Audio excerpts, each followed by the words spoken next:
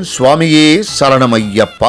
இந்த பதிவை கேட்டுக்கொண்டிருக்கும் ஐயப்ப பக்தர்களுக்கு உங்கள் சுவாமிநாதன் ஜோதிடரின் அன்பான வணக்கங்கள். இன்றைக்கு நம்ம யூடியூப் சேனல்ல 18 படிகளுக்கும் ஒவ்வொரு யோகம் உண்டு என்ன என்பதை இந்த பதிவின் மூலம் தெரிந்து கொள்ளலாம். ஐயப்ப பக்தர்களே, அதற்கு முன்னாடி நம்ம யூடியூப் சேனல் எல்லாம் சப்ஸ்கிரைப் பண்ணுங்க, ஷேர் பண்ணுங்க, லைக் பண்ணுங்க. இப்ப பதிவுக்குள்ள போயிடலாம். முதல் படி விசாத யோகம். பிறப்பு நிலையற்றது. நாம் செய்யும் நல்லவையும் கெட்டவையுமே நம் பாவ புண்ணியங்களை நிர்ணயிக்கும் என்று ஒவ்வொருவரும் உணர வேண்டும்.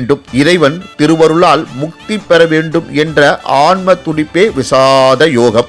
இரண்டாம் படி சாக்கிய யோகம். பரமாத்மாவே எம் குரு என உணர்த்தும் அவரிடம் ஆன்ம உபதேசம் பெறுவது சாக்கிய யோகம். மூன்றாம் படி கர்ம யோகம். கர்ம யோகம் உபதேசம் பெற்றால் மற்றும் போதுமா? மனம் பக்குவம் அடைய வேண்டாமா? பலனை எதிர்பாராமல் கடமையை செய்யும் பக்குவம் கர்ம யோகம். நான்காம் படி ஞான கர்ம சந்நியாச யோகம். பாவ புண்ணியங்கள் பற்றி கூட கவலைப்படாமல் எதன் மீதும் பற்றில்லாமல் பரமனை அடையும் வழியில் முன்னேறுவது ஞான கர்ம சந்நியாச யோகமாகும். ஐந்தாம் படி சந்நியாச யோகம். நான் உயர்ந்தவன் என்ற ஆணவம் இல்லாமல் தான தர்மங்கள் செய்வது. ஆறாம் படி தியான யோகம். கடவுளை அடைய புலனடக்கம் மிகவும் அவசியம். இந்த புலன்கள் எல்லாம் நம் கட்டுப்பாட்டில் இருக்க வேண்டும் என்பதே ஆறாவது படி. ஏழாம் படி பிரம்ம ஞானம். இந்த உலகில் காண்பவனை எல்லாமே பிரம்மம் தான், எல்லாமே இறைவன் தான் என உணர்வது பிரம்ம ஞானம். எட்டாம் படி அட்சர பிரம்ம யோகம். எந்நேரமும் இறைவனின் திருவடி நினைவுடன் இருப்பது, வேறு சிந்தனைகள் என்று இருப்பது எட்டாம் படி. ஒன்பதாம் படி ஆன்மீக யோகம். கடவுள் பக்தி மட்டும் இருந்தால் பயனில்லை.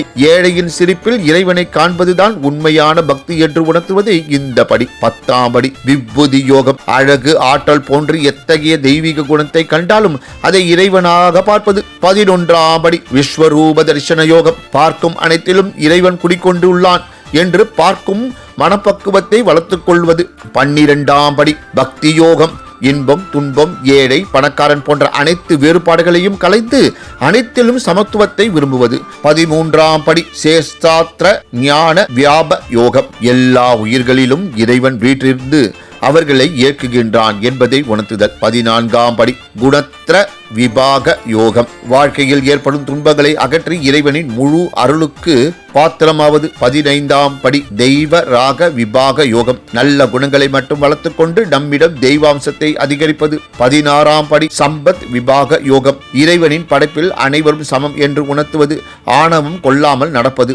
17ஆம் படி சிரித்தாத்ரய விபாக யோகம். சர்வம் பிரம்மம் என்று உணர்ந்து பரபிரம்ம ஞானத்தை அடைவது. 18ஆம் படி மோட்ச சந்நியாச யோகம். உன்னையே சரணாகதி என்று அடைகின்றேன் என்று இறைவன் சன்னதியில் அடைக்கலம் அடைந்து அவன் அருள் புரிவான் என்று அவனையே சரணடைவது. சத்தியம் நிறைந்த இந்த 18ஆம் படிகளை பக்தியோடு கடந்து வந்தால் நம் கண் எதிரே அருள் ஒளியாய் தரிசனம் தந்து அருள் புரிய காத்திருப்பான் ஐயன் ஐயப்பன் என்பதே இந்த 18ஆம் படி தத்துவம். சத்தியம் காக்கும் சத்தியமான பொண்ணு 18ஆம் படிகளே சரணம். நாம் அறிந்தும் அறியாமலும் தெரிந்தும் தெரியாமலும் செய்த சகல குற்றங்களையும் பொறுத்து காத்து ரட்சிக்க வேண்டும்.